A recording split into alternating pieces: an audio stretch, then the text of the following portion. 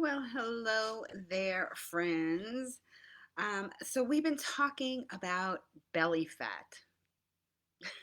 Sorry, but are we finding it more difficult to lose the belly fat as we get older and get into perimenopause and menopause?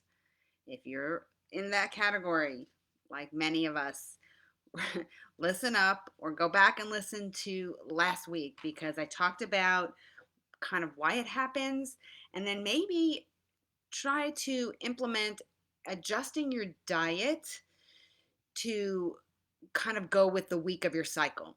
And I got asked a question just to, as an aside, what happens if your cycle is so irregular that you're not quite sure where you are? So kind of go week 1, week 2, week 3, week 4 like I talked about last Thursday. And then if you get your period and it's not where you think you are, that's week 1. So start week 1 from that day moving forward. Okay. That's the best advice I can offer because, yeah, it's a problem, right? We just sometimes don't know where we are in our cycle because maybe you don't get your period for 6 weeks, 8 weeks. It can be very variable. But today I want to focus on exercise related to your cycle because that really plays a big role. Muscles are like they eat up all the glucose and all the sugar. So that is going to prevent insulin resistance, which is why you need to have resistance training and keep those muscles strong. You can't do only cardio. You have to really work those muscles.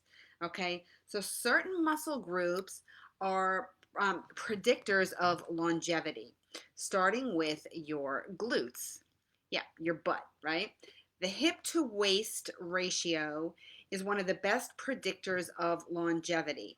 Okay, premenopausal women, the range is 0.67 to 8. Okay, so like a waist size of 24 to 28 should have a hip size of about 36. And a waist size high, like 27 to 31, should have a hip size of about 40. Okay, so that's again taking away the stigma of you got to be super skinny, right? Like the Kardashians or the JLos of the world, kind of changed things a little bit and helped us ladies out, taking away that stigma of having to be a little twig. Okay, so let's talk about how we exercise during our cycle. So week 1, first day or two, you may feel fatigued or kind of tired, especially if you, again, first day of your period. So consider either taking the day off or just taking a walk or a light jog or some light Pilates, but nothing too heavy. Okay. The rest of the week should include moderate weights. Okay. So that's going to vary per person, but that's where you can do like 8 to 10 reps, and the last few you really feel like you're working. Okay. um, Interestingly, estrogen affects joints and tendons, so there are times to avoid high intensity training exercises. Okay, those workouts should be avoided, um, like especially during week 2. Okay, when your estrogen levels are really high, that's going to put your joints and your ligaments kind of at risk if you're really pushing the high intensity exercise. Now, this Dr. Estima that I talked about the other day recommends heavy weights during this week. That's week 2. This means 4 to 5 reps are okay, but by 6 to 7, like you just can't do it. You can't do anymore. Okay. So again, for you, that could be 30 pounds. For somebody else, it could be 60 pounds. It's not the number, it's how it reflects on you. Now, estrogen makes ligaments lax and tendons tight. So that burst type movements during week 2 puts your joints at risk. That's the high intensity training. Okay. Shoulders, hips, and knees mostly are at risk. Um, now, remember, you can do steady cardio along with heavy weights in week 2. You're not restricted to doing heavy weights only, but that is the week that you would want to do more high weight exercise and avoid that high intensity interval training kind of stuff. Okay. Week 3, return back to what you did in week 1, moderate weights. And then in week 4, you want to go lighter weights, but increased reps.